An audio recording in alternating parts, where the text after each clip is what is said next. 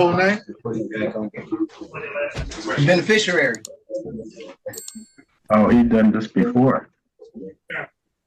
What's his name? The beneficiary. Yeah, first name is the beneficiary. Are you stating that the trust that we are administrating is the Kevin Pollard Trust? If so, I'm asking you what your name is.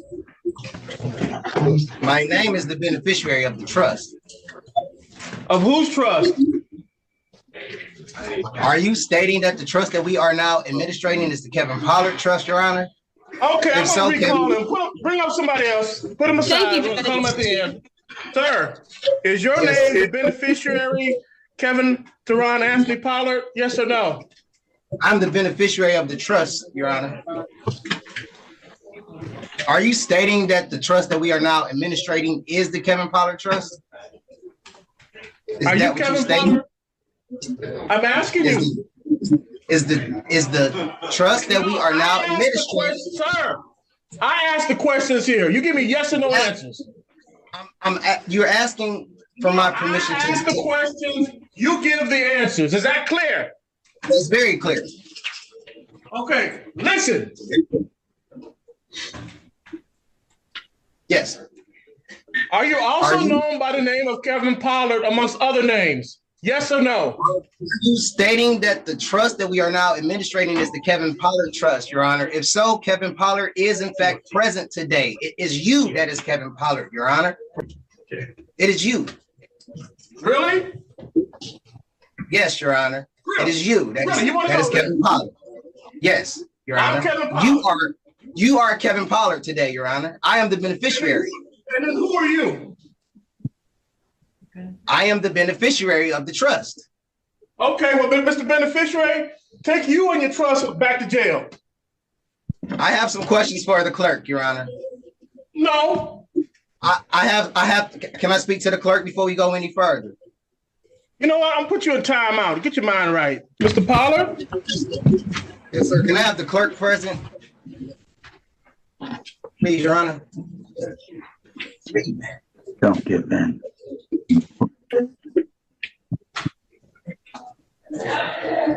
Please have the clerk present in a Zoom meeting. You know what? If you answer my questions, I'll consider it. Okay. What's the question? What's your name? The beneficiary. All right, Mr. Beneficiary, put you back in timeout. In a tense virtual courtroom broadcast across multiple judicial feeds, the proceedings began with routine case management until a sudden shift in tone rippled through the digital space as the next hearing was called, involving a defendant known for extreme anti-government rhetoric and self-declared sovereignty, a figure whose online presence branded him as someone above conventional law, yet now appearing on-screen from a detention center, dressed in plain-issued clothing rather than the flamboyant pseudo-legal attire he flaunted online, his posture rigid with defiance as Judge Harrison Cole, a calm but extremely seasoned jurist, adjusted his files and requested the defendant state his legal name for the record, a request that immediately triggered a combative tirade in which the defendant refused to identify as a legal person, insisting he was a natural, autonomous man not under maritime jurisdiction, waving papers filled with jargon about corporate personhood, birth certificate contracts, and claims of being exempt from statutory authority,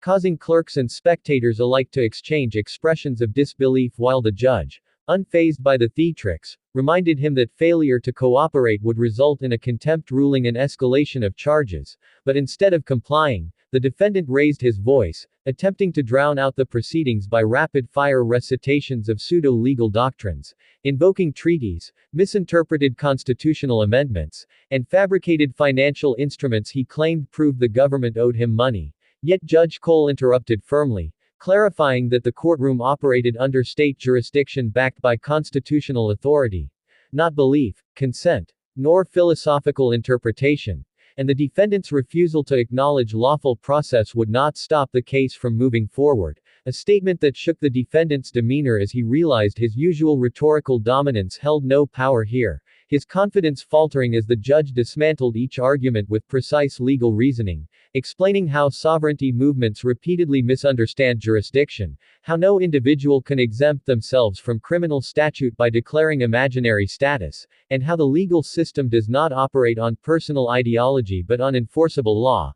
And as the judge continued speaking with unwavering calm, the defendant, once aggressive and loud, shifted to frantic pleas, trying to claim persecution and fraud, his tone cracking as online bravado collided with institutional reality, while spectators watching the feed filled chats with reactions ranging from mockery to concern, unaware that this moment symbolized a much deeper societal clash where misinformation infiltrates legal understanding, prompting courts nationwide to confront a growing wave of self-declared sovereigns seeking loopholes that do not exist. Yet despite the swarm of ideological noise surrounding the case, the courtroom remained anchored in procedure, motion filings, evidence review, and statutory enforcement, until Judge Cole issued a final warning that further refusal to participate would result in proceedings continuing without the defendant's input and additional penalties being applied, prompting the defendant to freeze, processing the consequences he thought belief would shield him from, while officers monitoring the detention center feed prepared for potential escalation.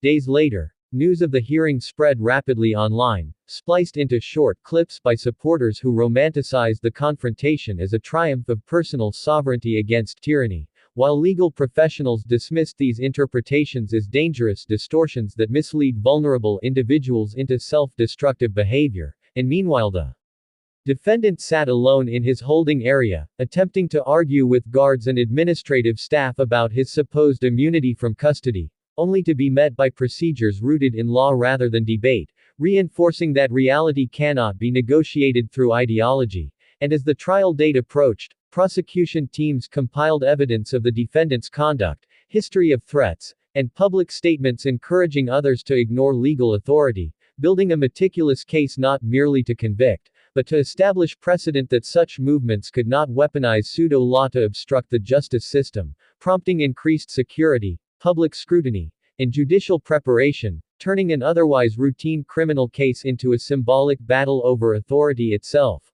On the morning of trial, the courtroom, this time physical rather than virtual, filled with reporters, activists, legal scholars, and citizens drawn by curiosity, the air heavy with expectation as the defendant entered under guard, now visibly torn between stubborn pride and fear of consequence, yet still attempting another burst of rhetoric, claiming the courtroom had no jurisdiction, only to be cut off swiftly as Judge Cole declared that the matter had been settled previously and would not be re-litigated, emphasizing that courts do not entertain illusions in place of law. And as proceedings commenced with testimony, cross-examination, and formal presentation of evidence, the defendant's ideology collapsed under the weight of fact, documentation, statute, precedent, and judicial authority, culminating in a verdict delivered not with spectacle, but with solemn clarity, sentencing him to penalties reflecting not only the original crimes but the obstruction and threats intertwined with his ideology, a ruling that reverberated nationally as courts, legal experts, and civic institutions referenced the case as a turning point in confronting a movement fueled by conspiracy and misunderstanding, while Judge Cole simply closed the session, moved to the next file, and carried on, demonstrating that justice endures not through force of personality but through the quiet, consistent application of law that outlasts every ideology built on denial, leaving the defendant to finally face the truth that sovereignty is not the absence of law, but responsibility within it, a lesson learned too late, echoing silently through the now empty courtroom where the gavel's final strike symbolized not just the end of a case, but the triumph of reality over belief.